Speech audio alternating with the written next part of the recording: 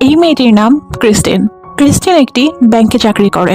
ক্রিস্টিনের বয়ফ্রেন্ডের নাম ক্লে। পেশায় ক্লে একজন প্রফেসর। ক্লের আগের দিনের কয়েন সংগ্রহ করার খুব শখ ছিল, যার কারণে ক্রিস্টিন ক্লেকে সেই 1919 সালের একটি কয়েন দেয়, যেটি ক্লে একটি সাদা খামে রেখে দেয়।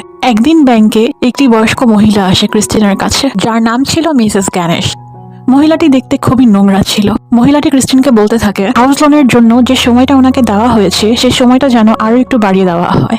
ব্যাংক 2বারের বেশি সময় বাড়িয়ে দেয় না। মিসেস গ্যানেশকে এর আগেও 2বার সময় বাড়িয়ে দেওয়া হয়েছিল। ক্রিস্টিন সেটি মিসেস গ্যানেশকে বুঝিয়ে বলে, কিন্তু নাছোড়বান্দা মহিলা সেটি বুঝতে চায় না। এরপর সে সবার সামনেই হাঁটু গেড়ে বসে পড়ে অনুরোধ করতে থাকে। এরপর সে ক্রিস্টিনের পা ধরতে যায়। ক্রিস্টিন সরে গেলে মহিলাটি মাটিতে পড়ে যায়। এটি ওনার কাছে বেশ অপমানজনক মনে হয়। সে মনে করছিল ক্রিস্টিন ওনাকে ধাক্কা দিয়েছে।